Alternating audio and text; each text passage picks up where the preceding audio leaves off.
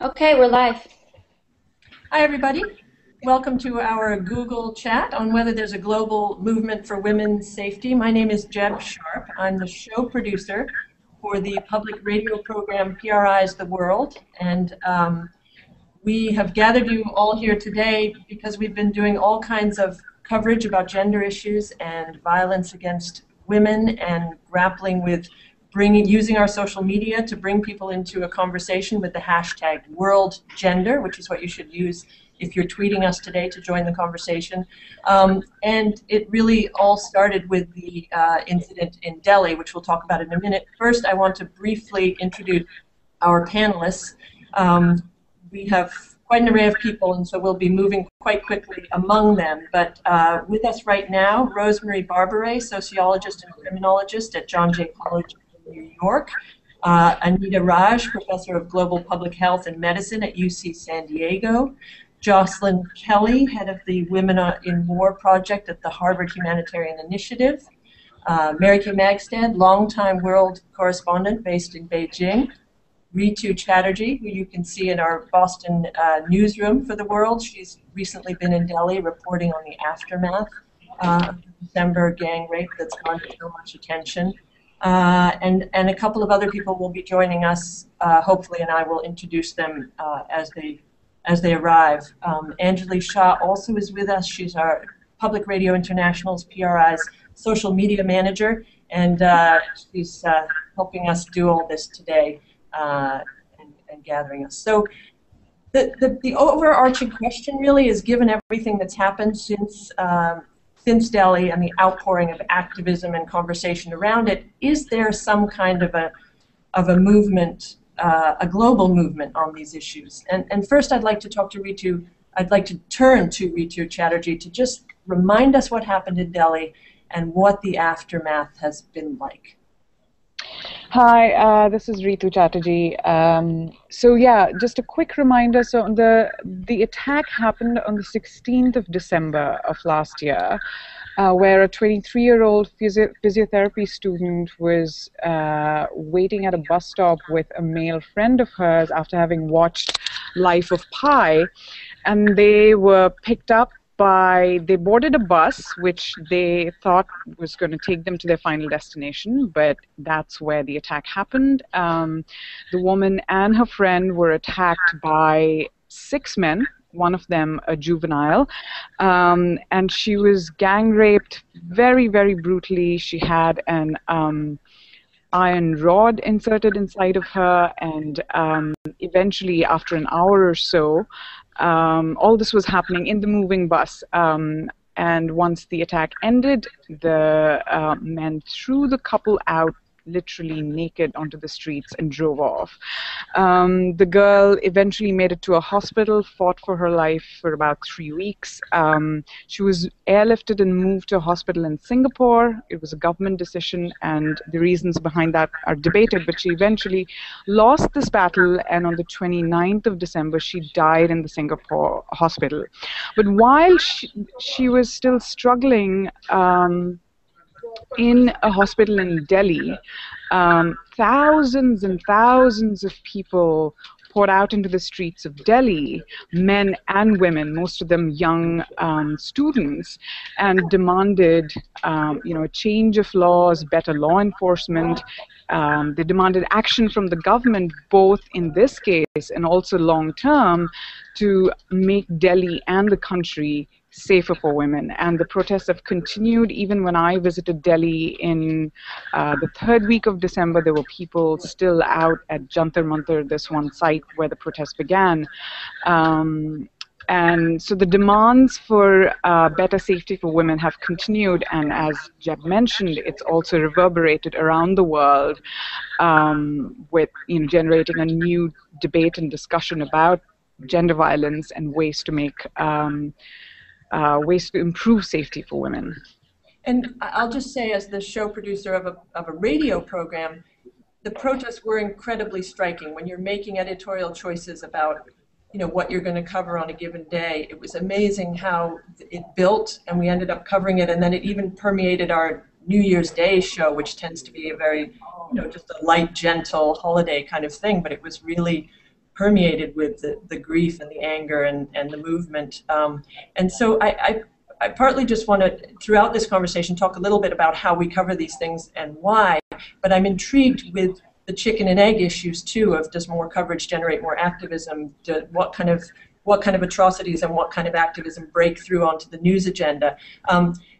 I'd like to turn to Anita Raj of UC San Diego to just broach this question of what you've seen happening since December, what strikes you, and especially on this issue of a movement and how we measure things. Well, I had been in India actually just before the incident, and I'm part of the work that we're doing is really focused on issues of gender-based violence as a public health problem, and that isn't just for South Asia but globally. I came back from India, and this was, of course, over the period of New Year's, and I was staggered. We had the Newtown shooting here in the States. It was getting a lot of attention, and yet this situation in India got substantial attention. Meanwhile, as we were watching the issues that the way the coverage was occurring in India, and it was quite rapid, I was seeing the information on a gang rape in Ohio, a gang rape in South Africa, a gang rape in Egypt. And to me, one of the things I was very struck by in terms of the media is I'm not absolutely sure that those gang rapes weren't happening anyway. I think that the population's heightened consciousness of these kinds of violence, these acts of mob violence against women and girls was greater because of the media coverage. Now, I'm not sure in India, I wasn't there and I would defer to the people who were, but I definitely think that the fact that the media covered so extensively what was going on in India and how the response continued to grow affected how people felt it could happen to themselves. As a woman of Indian heritage, I also felt that this was a story that resonated for me personally. It was generally when these things happen, we'll immediately get out, write a piece, write an op-ed. I found myself really paralyzed in a way that I'm typically not, because this story, I think, like it was for so many others in India, and why we saw the protests that we did, was very personal. This could happen to me. Yeah, I could be waiting for a bus. Pick up on that point, because I'm sorry, I've lost you, I think. Yeah, Jeb. Yeah, I can't hear Jeb either.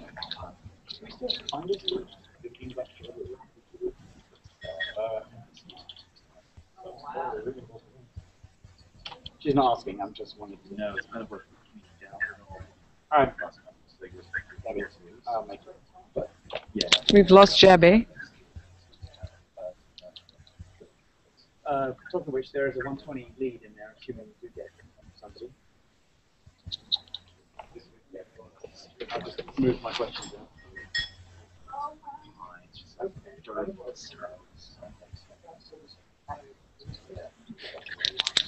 Jeb, I think your mute button is on.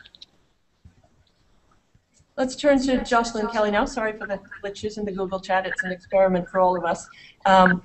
Jocelyn, you've done amazing work in Congo. You've done work about perpetrators as well as just the incidents of violence against women. Before we turn to the kind of work you do, how did India strike you? How did the Delhi case affect your thinking, your work, your conversations? I'm not hearing Jocelyn. I'm not hearing Jocelyn. So I'd like to pick up on a point that Anita just made. I think talking about when you hear stories like this, I think Delhi really shocked us and changed our consciousness in many ways, but it also could have been a story from, as she said, Congo or South Africa or Ohio or Colombia. And I think that piece of it is very eerie when you hear that there's kinds of violence against women that happen all over the globe. And so while this was an incident that occurred in a specific place, and it's important to remember that, I also think there was something about it that felt bigger and global and very important. And through the Harvard Humanitarian Initiative's work in Eastern Democratic Republic of the Congo, we, of course, hear stories of intense brutality against women all the time. I would like to pick up on the point, Jeb, that you brought up earlier, which is whether we are currently in a global women's rights movement. And I think my answer to that would be a resounding yes. I think I was just at a conference at the U.S. Institute of Peace a few weeks ago, where they brought together activists and programmers from all over the globe and countless countries. And I think there was this groundswell of energy and excitement and support. And I don't think what's changing necessarily is that I'm not sure that levels of violence against women are changing drastically in the past, 5 years or 2 years or 2 months. What I think is changing is the fact that people are now aware of this violence and that it's getting much more coverage. And for the first time, we see how past behaviors and structures of repression are colliding with present activism and energy and this sense of being able to speak out and change the way that people have treated women for, probably all of history. And so it's been exciting to see this sense of movement and energy around these issues. Rosemary Barberet, similar thoughts, similar reaction, or what are you taking note of in your work?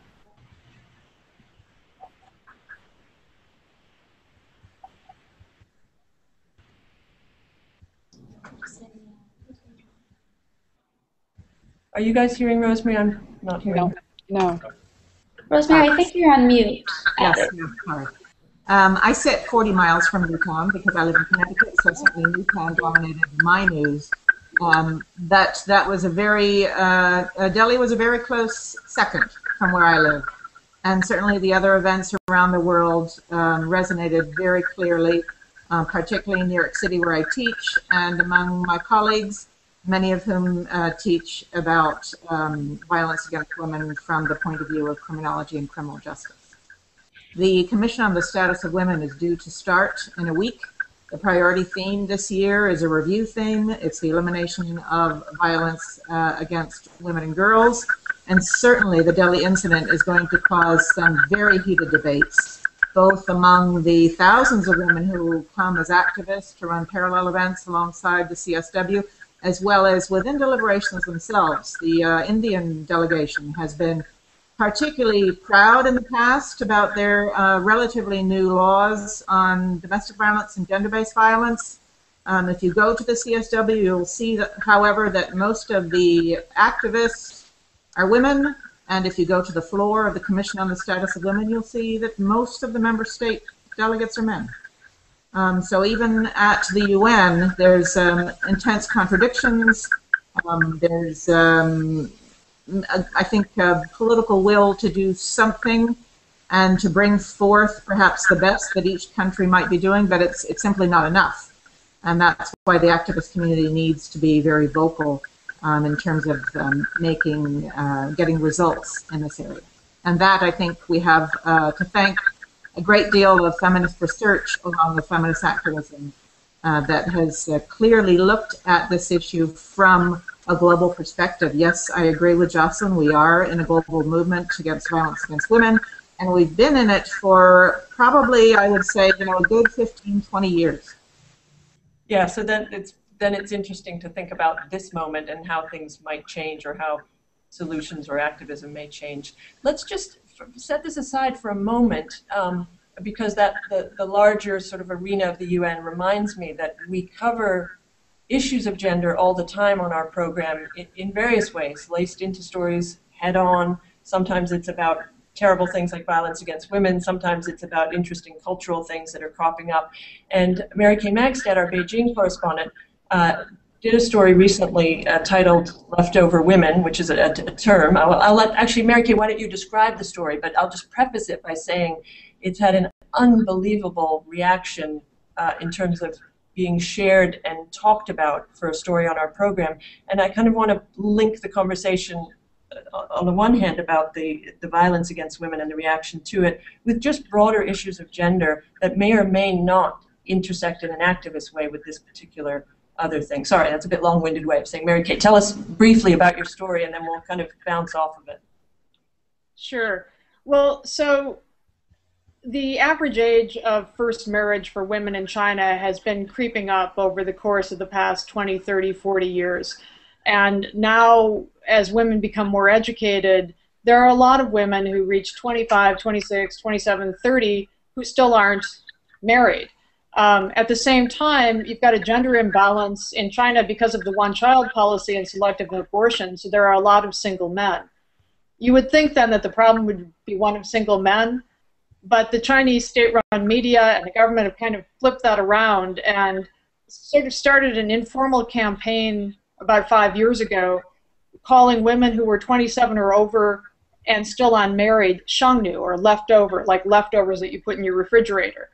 And they mostly focused this campaign on women who were urban-based and educated. What they want is for the high-quality women to mop up some of these single men, get married, have kids, keep the men stable, but also pass along, you know, their own good education and knowledge of the world to their offspring, so that China, as it urbanizes, has a high-functioning urban population.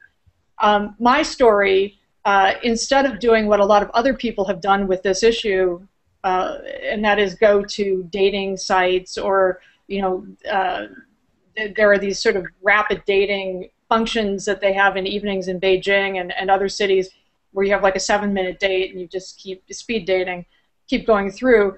I actually went and talked to women in their workplaces who were 27, 29, 30, and actually one was significantly older.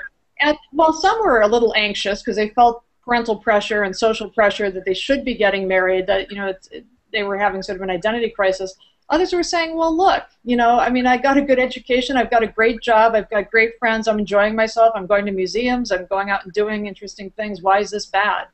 And I'm, you know, dating people to keep my parents happy, but, you know, if I find someone I want to marry, I'll marry him. If I don't, then I won't. I found it a very interesting story to work on because I think this younger generation of Chinese women really sees themselves as having more choice than even their older sisters did. And it's really causing parents and society as a whole to rethink what is best for my daughter. I thought the best thing was to get her a man and get her settled and make sure she has a kid, but, you know, some daughters have different ideas. And this whole issue clearly creates its own conversation in China around gender issues and fits into dislocations of various kinds in terms of change over time.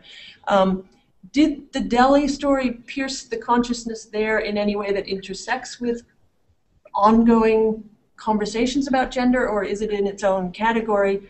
You know, from your vantage point, what does all this sound like, given that you also cover very interesting issues of gender in China? Sure. Well, you know, obviously China has its own issues with domestic violence, with rape, as every country does. But, you know, as with many places in East Asia, domestic violence is pretty common.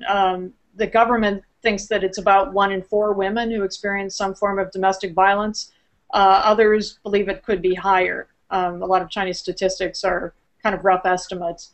And there has been an interesting case in the news in China recently in that a prominent teacher of English, he had this thing called crazy English, where one shouts out their, you know, the words and the sentences in English. He'd been beating his wife, who happened to be an American woman. And she went public with it, which is something that Chinese women usually don't. And in fact, if they even go to the police will say, hey, this is a domestic issue, I'm not getting involved. You know, what happens in your home happens in your home. She went public with it, said this is a crime, and divorced him, and ended up getting a fairly decent divorce settlement and damages because of the beating. So this got a lot of attention. How this might link up with single women, with women in their late 20s, early 30s, looking at their, you know, married friends and saying, do I really want this?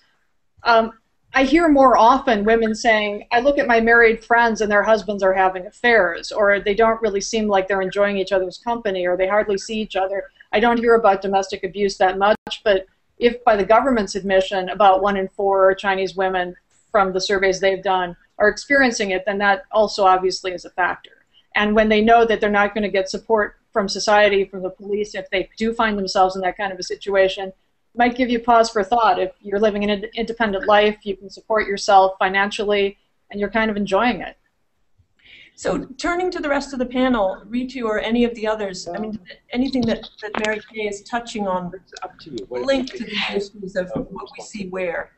Yeah, so if I can jump in for a bit, I mean, what Mary Kay is describing is something that's happening in India as well. So while on the one hand, you see a spike in violence against women, both in the incidents and both in how frequently these are getting reported today than, say, 10, 20 years ago. But parallelly, what you also see is that more and more women are entering public spaces. So, for example, I was reading somewhere a newspaper article in India cited the numbers that in the last decade, 2 women have become literate compared to 2 more women compared to 1 man. So, you know, more and more women are getting educated, more and more women are entering, you know, the job market. And if you look at India altogether, maybe you can say it's still far behind, but if you compare things with 10, 20 years ago, women in public spaces are much more visible than they were before. And more women again, you know, especially women in their 20s, whether they're highly educated or not, once they become economically independent, they push off the age of marriage. And so I don't know if I haven't come across any specific study that says, yes, this is linked to this. But people within India are definitely talking about how, you know, greater women's empowerment, more women entering the workforce, more women in public spaces is definitely at least one of the causes of the growing violence against women. Now, those of you who study violence against women, how does that comment strike you? I mean, this idea of dislocation in a society and violence as a kind of result reaction. I don't, Barbara, Rosemary Barberet, any thoughts? Yes, there's been quite a lot of feminist research among those that study violence on backlash. There's substantial research that suggests that as women divorce, violence increases in cases of violence that's perpetrated by the partner or spouse. In other words, that separating, trying to be independent, going to court, filing for divorce, that prompts more violence as opposed to less. In fact, it's a very dangerous period of time for women. And in general, there has been research that substantiates, not only among women, but among generally oppressed groups. When they make huge strides forwards, there's backlash against this. And backlash can occur in a number of ways. Can I? Anita, I was going to read to you, and then Anita Raj, and let me interject here. If you're listening and you want to interject a question, please tweet with the hashtag worldgender, which is being monitored, and we'll bring your question into or comment in. So just a quick point to follow up on what Barbara just said, that again, one of the things that's been mentioned in Indian papers is that you find a similar rise in violence against the Dalits or the lower caste in India as they've become more empowered. So just another example of what Barbara was just saying. And I would just add that I absolutely agree. We see this in the U.S. We've seen it in South Africa. We see it in India, that when groups that have less power push to have more power, act their lives with more power, that there is more likely to be backlash. I think what is such a struggle for women is mobility. Mobility historically has been restricted, and with increased simple mobility, this is causing violence. I read an article in Times of India, and it started with the mistake she made was going out to get samosas for her family. Because when she went out to get samosas for her family, she was gang raped. That was her mistake.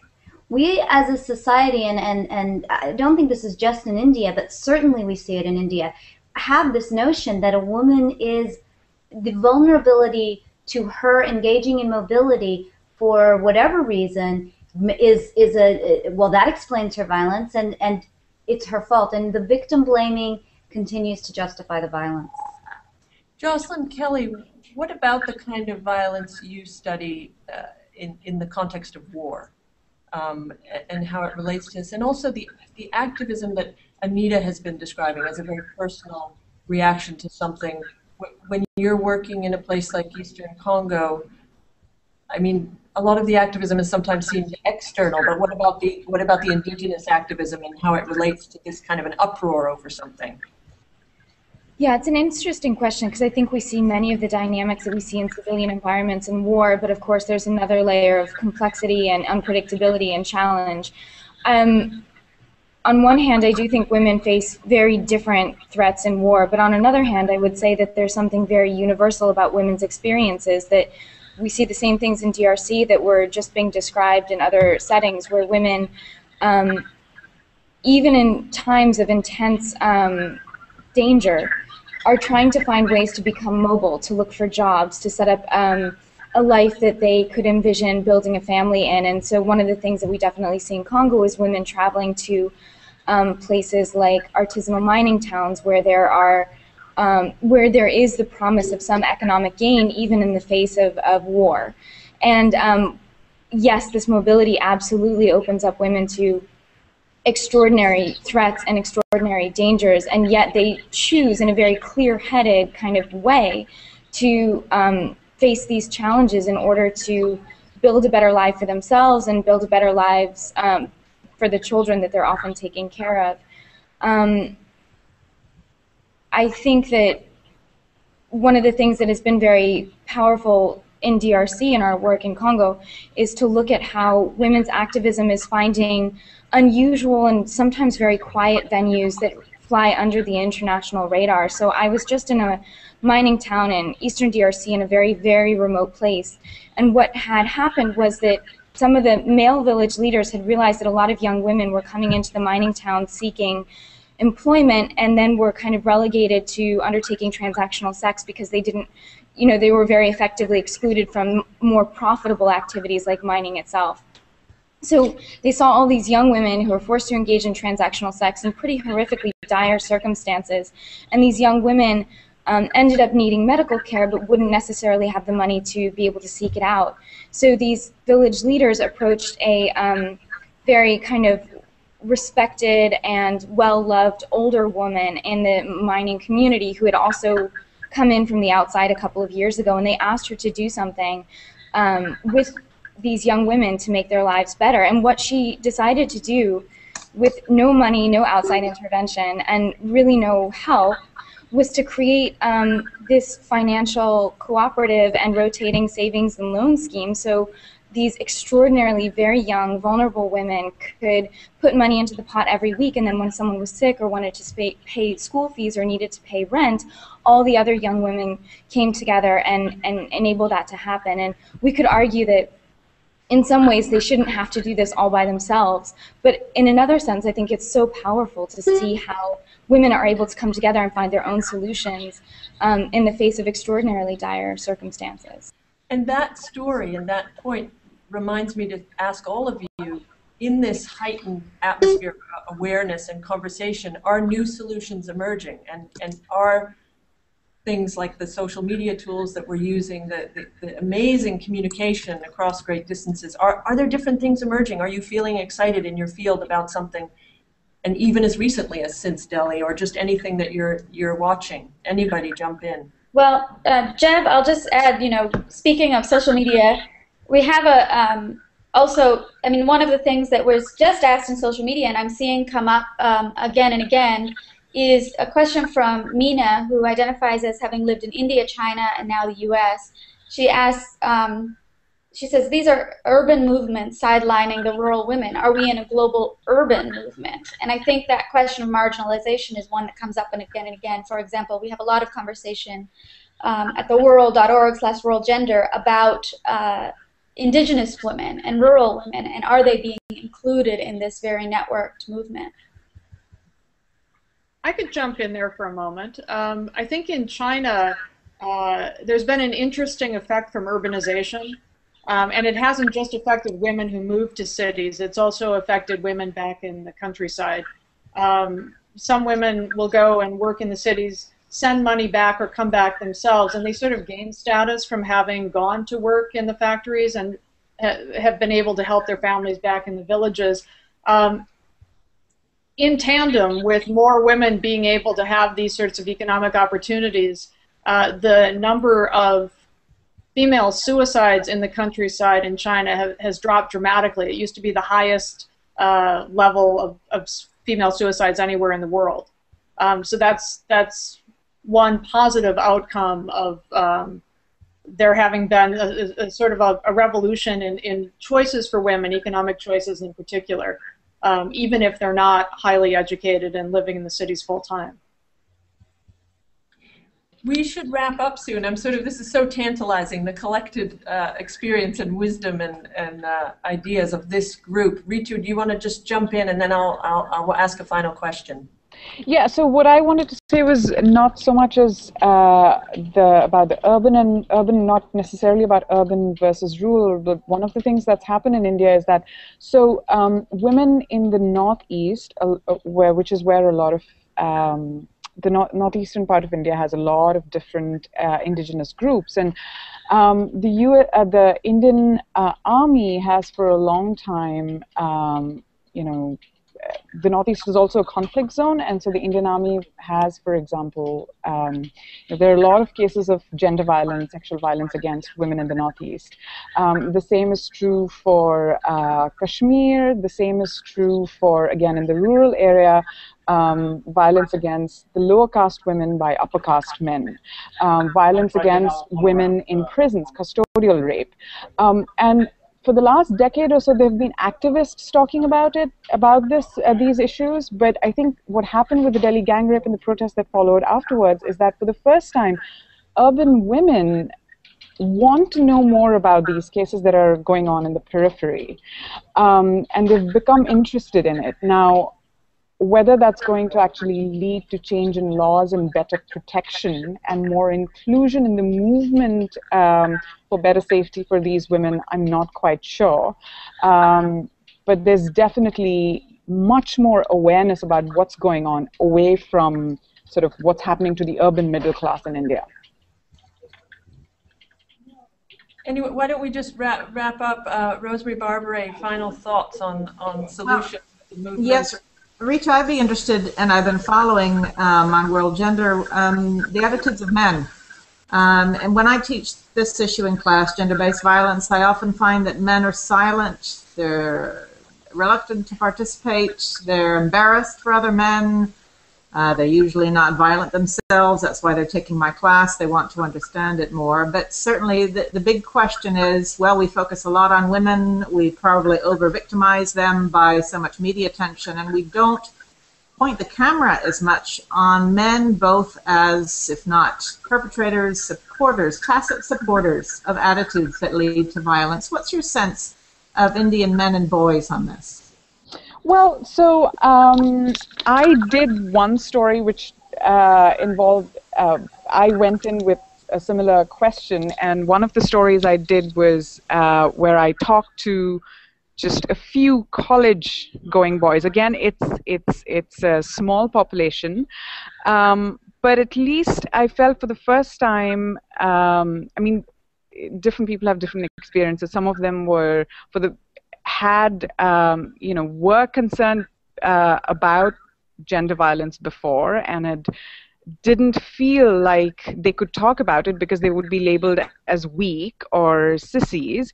And the protests that have followed and the fact that everybody is for the first time talking about it has given these young men an opportunity to talk about it. Others who weren't aware of issues before are talking about it. But I think for the first time I felt like, and several people told me, cab drivers, auto rickshaw drivers were sort of voluntarily broaching the topic with their passengers, for example. Shopkeepers were talking about it with their, and not in any, in any sort of, not in the sense that they just wanted gossip with details of the case, but they were actually really discussing how should women be treated, what can and what can women do and what they can't, and how, what's the role of men in this? Let's hear from Jocelyn too, because she's done important work actually talking to men and talking to perpetrators. Jocelyn, help us think about this question of men. Yeah, I think this is one of the most critical questions to begin to address. I don't think changes happen in gender by looking at gender as either a women's issue or a men's issue. One of the projects that we have done in Eastern Democratic Republic of the Congo is to look at some of the male soldiers and rebels who undertake some of the violence that we see in the country. But we also work with male community leaders, young men who see what's going on in their communities and are outraged by what's occurring. And I think certainly we see that when we work with rebels and soldiers, they often find themselves in situations where they feel like they have to act in a particular way, and there are whole structures of indoctrination and of kind of mental control that make soldiers act in a particular way, and that is not specific to the Congolese rebel groups, it's specific to all armed groups everywhere.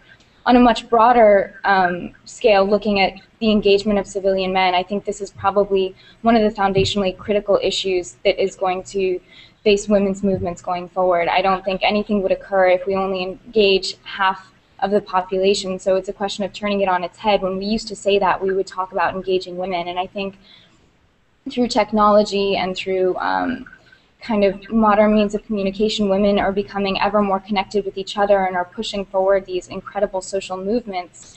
I think it is absolutely necessary to engage men in those movements as well, not so they feel beleaguered or left out, but that they so that they actually become kind of agents of change within themselves to engage on these issues. And I think, to be honest, it's still something that we're figuring out how to do, and I think that's going to be one of the critical questions as we move forward.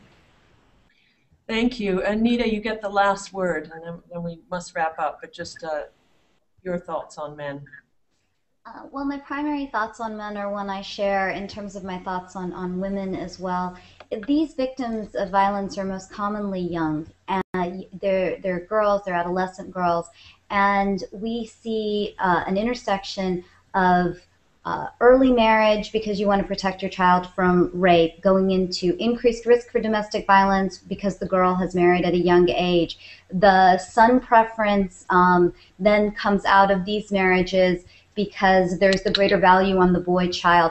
And that's coming from both the males and the female adults in society. Certainly we need to expect men to take responsibility for their actions and not accept forms of violence against women, and unequal status and value on women and girls. But part of that really needs to be involving women, not reinforcing these as well. Thank you all so much. Again, we've barely scratched the surface, but what a rich, rich conversation. Thanks to all of you and to everyone watching and listening, and please continue the conversation using the hashtag worldgender. There's lots of exciting stuff going on under and with that hashtag, and we'd all love to continue talking. So thank you very much. Thank you. Thank you.